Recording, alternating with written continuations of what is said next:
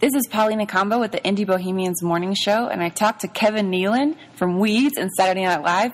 Here's Kevin. How you doing? I'm doing great, thanks. I'm in Los Angeles.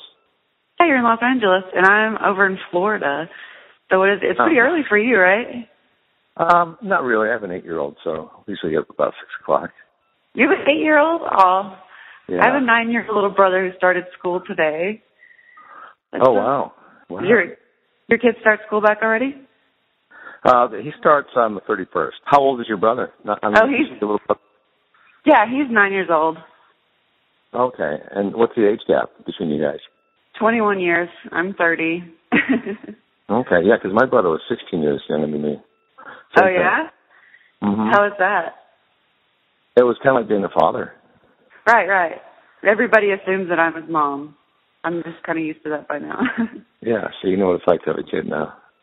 Pretty much, yeah, except I get to give him back, so that's nice. Yeah, that's true. You know what it's like to be a grandmother. Yeah. All right, so cool. You're going to be in Nashville August 21st, Friday. You got 2 shows at City Winery and a meet and greet. So tell me about Nashville. What do you like to do when you're in town? Well, I love Nashville. My wife is from Nashville. She went to USN, and she was raised in Hendersonville. Oh, nice. Yeah, and so I've been there, quite a bit over the years. I love the whole vibe of it, Sometimes when I want to do the touristy thing, I'll go downtown there, and walk around, and I bought instruments at, what's the name of that guitar shop? Bruins or something? Mm-hmm. Bruins, yeah. And my mother-in-law and father-in-law live down there, too, so, I like it. We usually stay. You get to see family. That's nice. Yeah. And we usually stay at the Hermitage Hotel there, the Hermitage, which has got so much history. Yeah. Super haunted. You know what? I've heard about ghosts. In fact, my grandparents' house is over 350 years old up in Maine, and it's supposed to be haunted, and there's been suicides in there and everything over the years, but I've never seen one ghost. I guess you're not supposed to see a ghost, are you? Oh, and then, I like all the as you call Nashville bagel. I like, there's another good breakfast place, too. I forget the name of it. You mean Pancake Pantry? You're talking about that one? Pancake Pantry, yes. Yeah. I always kind of seek out the good breakfast places wherever I go. And those are 2 of them. The good breakfast? Yeah. And, they have that enough. museum. The Science Museum there, is great, too. My kid loves to go to that. Yeah, it's really fun. Are you going to bring him with you? No, not this time. Not this time? No. Your grandparents going to be mad? Yeah. So let me ask you, I told you I was in Florida. So I'm actually on my first comedy tour right now, doing stand-up. And so can you tell me about your first comedy tour? Well, my first official comedy tour was with Dennis Miller and Dana Carvey in Boston Watch. So that was a real tour. So, I haven't really done any other tours since then, but I do go out on the road, and work, and, my agent will book me and I'll do gigs, but I won't have a specific name of a tour or anything. But I do remember working on the road, earlier out in my career when I wasn't headlining. I was, middle act. And that's a sweet spot to be in because you only have to do 20 minutes. And the audience is not burnt out yet, and they're not drunk yet. And you have to enjoy that time when you do have that slot. And I always thought that moving up to headliner would be such a tremendous responsibility and load because, you have to do an hour. And the audience is a little tired. So what are some of the differences now about touring around as a well-known actor and comedian as when you first started? People had no idea who you were.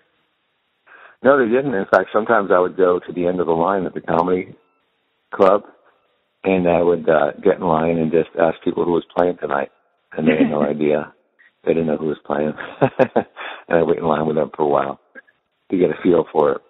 But now it's, people know who I am, so that's kind of exciting because they're there to see you for once. And they get excited when you come out because they're seeing you in person. And it's also a little creepy, too, because you could tell how closely they're looking at you and examining you. do you get the feeling that, people are there to see you and they're just excited at anything you say, or do you feel like you have a lot of pressure on you to give them what they came to see? Well, it's not really pressure. I think you feel more pressure when you're starting out. It's more that you want them to get their money's worth. Right. So you want to put on a good show, and they are excited to see you, and that doesn't give you carte blanche for the whole hour, though. They'll give you like maybe 5 or 10 minutes up front to be bad, but after that, you got to really be good. How much time do you devote to maybe like more famous bits or impressions, or talking about, weeds or SNL, and then just straight up material? It's pretty well balanced. I try to mix it up, and I especially like to try to work on new material and come up with new material, because if you're working on the road a lot, you get tired of doing the same act over again. Oh, yeah. And you want it to be fresh for yourself, especially so you stay interested in it. And I just wanted to ask you, too, what's the thing that people come up to you the most about? If you're on the street or a restaurant, what do people want to come up and say? Well, it's kind of changed over the years. You kind of evolve as a comedian and an actor, so it's different. In the beginning, it was, hey, there's Mr. Subliminal. Hey, Mr. Subliminal. They couldn't even pronounce it. They go, hey, there's Mr. Subliminal. And then it'd just be me walking and go, hey, there's Hans and Franz. Or there's a dude from Channel 4. There's a dude from Channel 4. I have a bad Irish accent. And then, it became more, they'd know your name because you'd be on TV a lot. And every week they'd be saying, Kevin Nealon, And then people would want to know about weeds. Must be fun working on that show, huh? We love weeds. Must be fun working on that. And then even like with Ellen, people know me from the Ellen show, from doing field pieces on there. Mm-hmm. And the Adam Sandler. That's one of the things that I appreciate about my audience is it's such an eclectic mix. You have young people that kind of know me from Sandler films or from Weeds. And then you have older people that know me from watching me on SNL. Yeah. When I was on there. And then, whatever else I've done that brings in people. So it's a nice mix. And then you guys got to introduce Hans and Franz to the younger generation recently, right? Like State Farm? Mm-hmm. Yeah, it was a State Farm commercial. It was fun reprising those characters. Yeah. And Rodgers, too, to work with this great quarterback.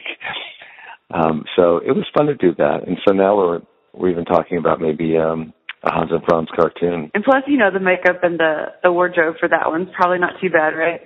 Like puffy costumes and sweatsuits. Yeah, they had to actually recreate the costumes because nobody could find the Hans and Franz costumes from SNL. So they went to great lengths to try to build the muscles in there and have all kinds of contraptions. When initially it was just a gray sweatsuit and we stuffed foam in there. Yeah, that's interesting. I wonder where they went. Do you think they made it into something else or someone took them home? Are they in an apartment in Brooklyn somewhere? Somebody's wearing them somewhere. Yeah. Somebody's bed, maybe. Well, that's awesome. Mm-hmm. Well, cool. Did you have anything else you wanted to add about the Nashville show? Well, I'm just excited to go there. I always have great crowds whenever I perform there. And I really love that city. It's a city I think I could live in, if it wasn't Los Angeles, if I didn't have to be here for work. Yeah. And we'll take you. Come on out. Yeah. Get a lake house in Hendersonville. Right. And I know this time of the year it's cooling off a little bit down there and moving into the fall, so it's a good time to come. Or, just have a second house. Come hang out at Zany's with us. We'd love that. Mm-hmm. Yeah, I worked at Zany's many a night. Oh, yeah. Well, cool. Thank you so much, Kevin. I appreciate you talking to me. My pleasure. Yeah. You guys can see Kevin Nealon Friday, August 21st, 7 and 9:30 p.m. at City Winery, and you're doing a meet and greet as well. Yeah, that's a great club. I've worked at a few of these city wineries in different cities, and I guess they're springing up in a lot of different places, and it's a real fun kind of an atmosphere, and the food is great, and of course great wine. It's just something that's a fun night out. Awesome. I look forward to seeing you. Hola. Thank you. Thanks. Have a great day. Okay, see you. Bye. Bye.